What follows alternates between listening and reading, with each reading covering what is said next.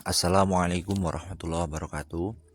Di sini saya akan menjelaskan tentang rencana bisnis pribadi yang akan saya jalankan ataupun yang saya inginkan, yakni di sini saya ingin berbisnis tentang manisan karika. Kenapa kok manisan karika? Karena saya berasal dari Kabupaten Wonosobo, yang mana Wonosobo terkenal dengan buah karikanya yang berasal dari Dieng, dan memang hanya hidup di Dieng karika ini dan menjadi eh, buah ataupun makanan khas dari Wonosobo. Untuk alasannya kenapa kok mengambil manisan karika, karena ini adalah buah yang langka. Yang pertama buah yang langka, yang kedua juga buahnya manis, enak, yang ketiga juga memang buahnya mengandung banyak manfaat, bahwa ada vitamin A di sana, ada vitamin C-nya juga, ada kalsiumnya juga. Selain itu juga di dalam karika itu juga bisa menyeimbangkan kadar asam di usus sekaligus menghilangkan bakteri-bakteri jahat. Dan selain itu juga di dalam karika ini itu juga bisa meningkatkan imunitas tubuh, melancarkan buang air besar, menjaga kesehatan mata, bahkan mengontrol tekanan darah dan lain sebagainya.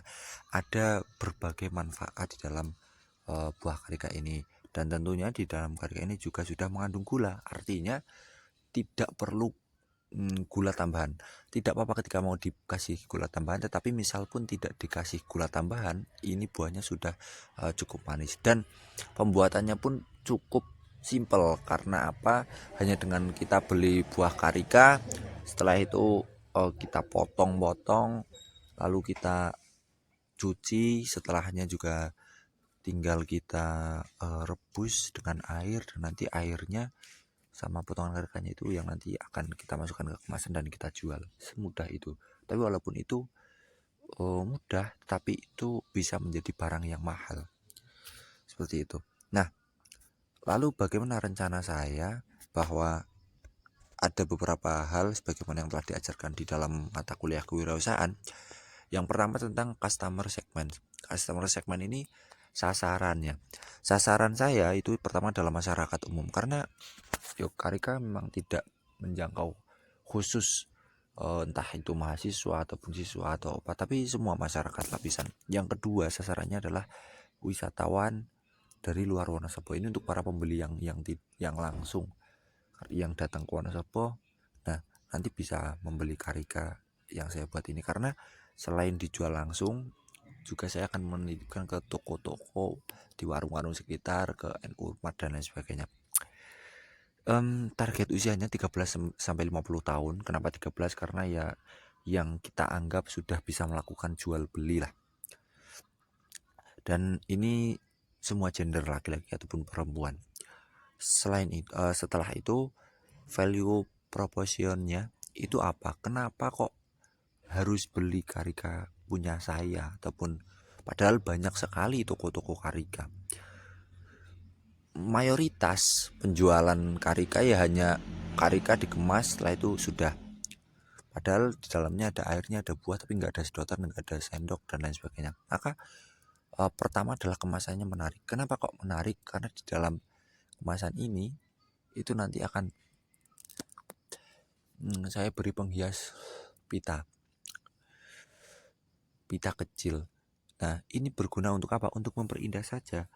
Maka penampilannya itu saja sudah terlihat lebih elegan dibandingkan dengan karika-karika yang lain. Yang kedua, itu tempatnya mudah dijangkau, karena ini tempatnya sudah rencananya sudah saya miliki, jadi itu mudah dijangkau karena tidak terlalu jauh dengan perkotaan. Yang selanjutnya harganya terjangkau, karena memang modalnya murah, juga saya menjualnya itu terjangkau, tidak terlalu mahal. Misalnya satu bungkus gelas kecil itu 5.000. Itu cukup murah bagi saya untuk sebuah buah yang bermanfaat. Yang selanjutnya itu bonus sendok di setiap kemasannya. Sebagaimana yang saya bilang awal tadi, bahwa di dalam karika itu ada buahnya, tapi rata-rata orang yang jual karika ya hanya jual karika di dalam gelas kemasan sudah. Makan karikanya susah, kadang ya harus diambil pakai tangan, kadang juga pakai gelasnya ditaruh ke mulut. Nah, maka saya menyediakan sendok di sana karena sendok yang kecil itu kan murah, maka dikasih sendok di setiap kemasannya. Tentu ini adalah value yang menarik. Selain itu terdapat stiker. Stiker kan nggak mungkin ketika gelasnya itu polosan, maka ada tempelan stiker di situ yang mana biasanya itu stikernya itu bernama ataupun bertulisan nama nama toko ataupun nama produk. Tapi yang ingin saya buat adalah stikernya itu berisi tentang manfaat-manfaat buah karika sebagaimana yang saya sampaikan tadi, manfaatnya itu apa gitu.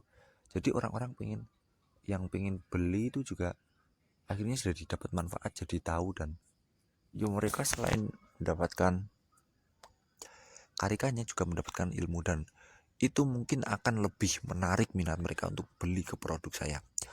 Selanjutnya setelah value proposition itu adalah channel.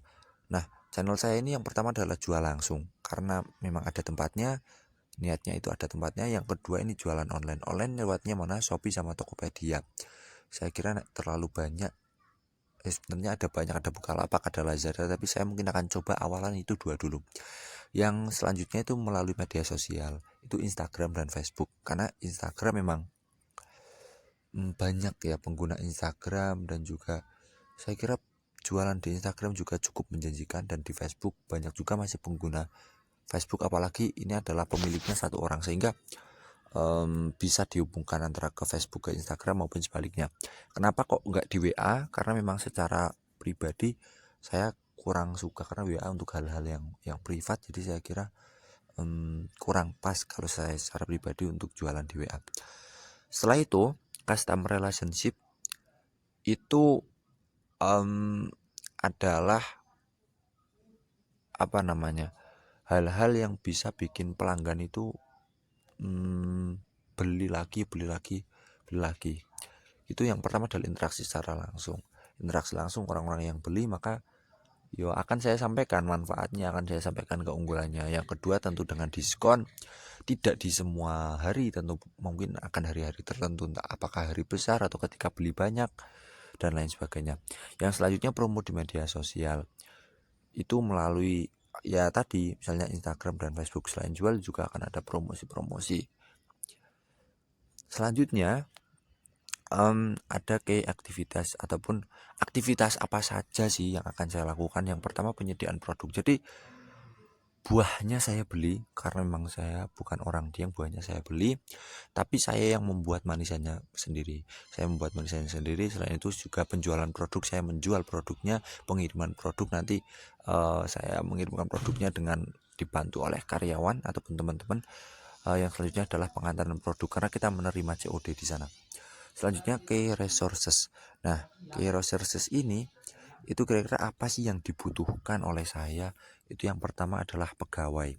Mungkin tidak banyak ya, mungkin 1 sampai 2 orang saja cukup untuk awalan.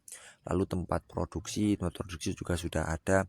Belanja bahan tentu belanja karikanya, dan juga misalnya memang diperlukan gula, saya akan membeli gula. Yang selanjutnya adalah modal. Saya butuh modal tentu untuk mengawali itu semua, dan peralatan produksi ini ya, ada panci, ada gas, yang itu sebenarnya sudah ada, cuman kan harus kita hitung setiap pembuatan karika sekian kilo jadinya nanti berapa bungkus. Nah, itu menghabiskan berapa gas kan harus dihitung.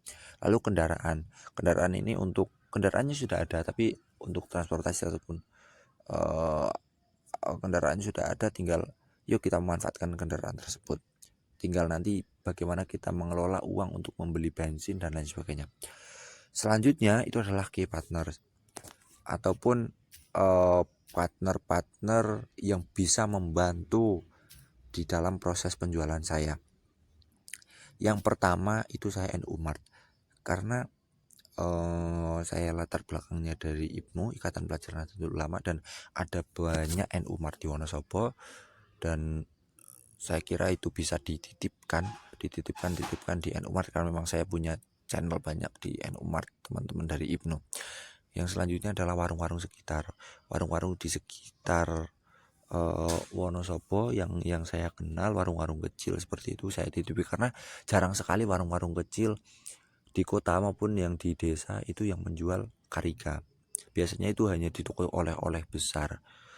Selanjutnya adalah toko-toko besar. Walaupun sudah ada ya karika yang dari yang lain di toko-toko besar, tapi karena karika saya mempunyai value ataupun ketertarikan yang saya sampaikan tadi, jadi saya berani bersaing nanti ditaruh di toko oleh-oleh yang besar.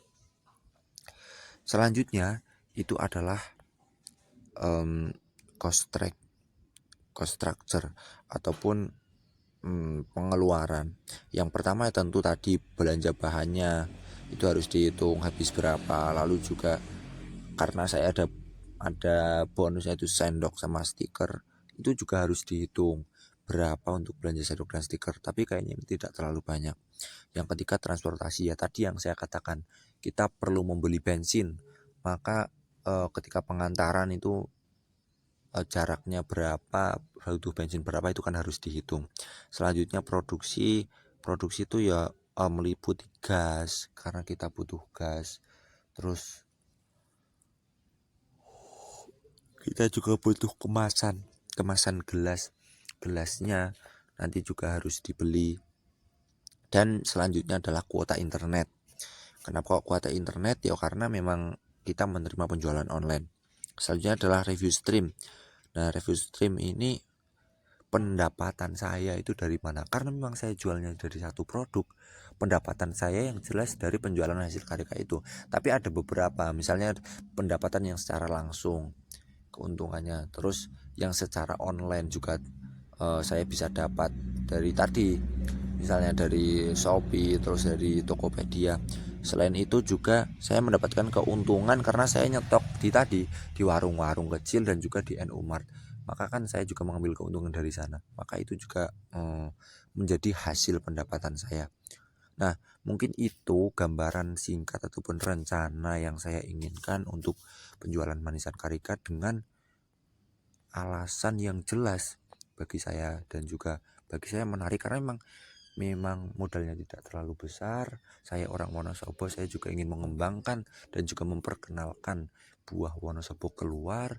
Di sisi lain juga memang manfaatnya banyak, di sisi lain juga memang buahnya enak, manis juga.